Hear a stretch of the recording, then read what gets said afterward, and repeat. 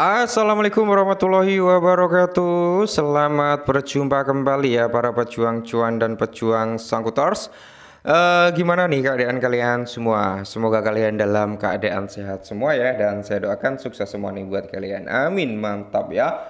Oke kawan-kawan ya, kalau kita lihat bersama-sama untuk Fair and Greed Index kan dia turun 3 poin gitu kan, turun 3 poin tepatnya di area 49 kali ini, tapi dia masih dalam kondisi netral slow ya. Dan kalau kita lihat indeksnya altcoin dari kepala 30 bro turun di area 21, berarti ada penurunan sekitar 9 poin ya.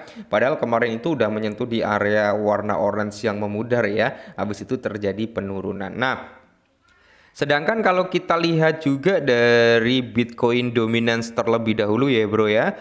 Untuk Bitcoin dominance dia berada di area 63,7%. Masih tinggi banget bro ya, masih tinggi banget. Kita harapannya Bitcoin dominance itu bisa junam sampai Palung Maria gitu kan.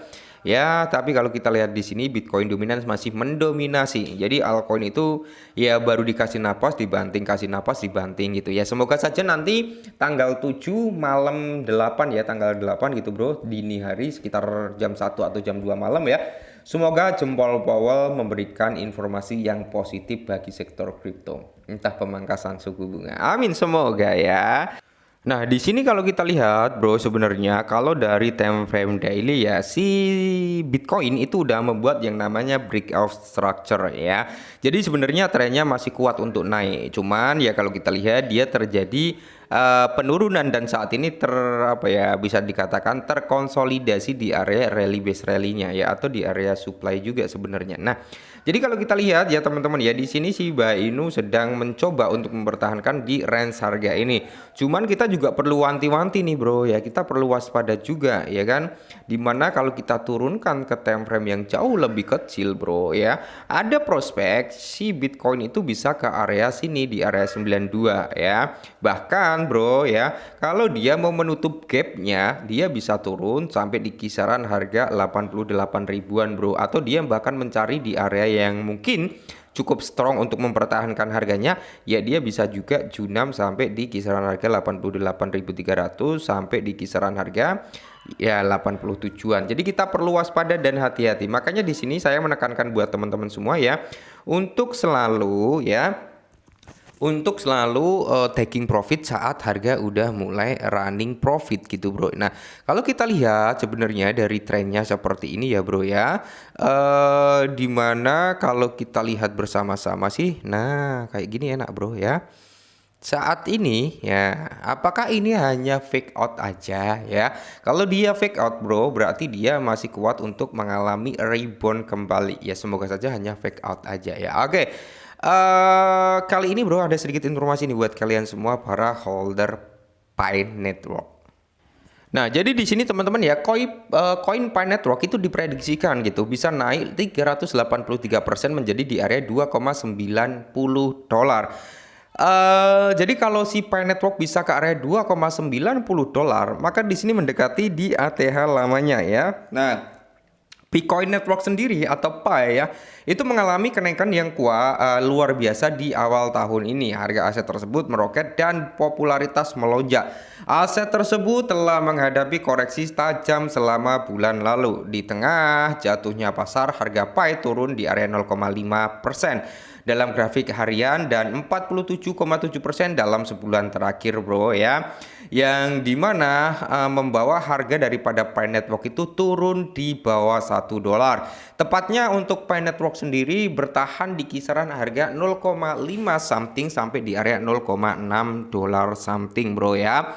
Terus pasar mata uang kripto tetap stabil. Nah, di sini pasar mata uang kripto telah pulih setelah anjlok baru-baru ini ya, dimana Bitcoin untuk harganya itu kan sempat menyentuh di area 75.000 US dollar dan dia recover sampai di area 84 lalu naik lagi ya sampai menyentuh di kepala 90-an. Nah, jadi di sini Pi dan mata uang kripto lain menguat setelah Presiden Trump mengumumkan penggantian sementara tarif 90%-nya. 90 hari ya.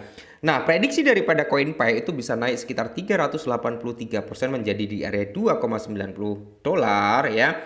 Ini data menurut daripada si Coin Codec ya, di mana Pi mungkin memasuki fase bullish selama bulan depan.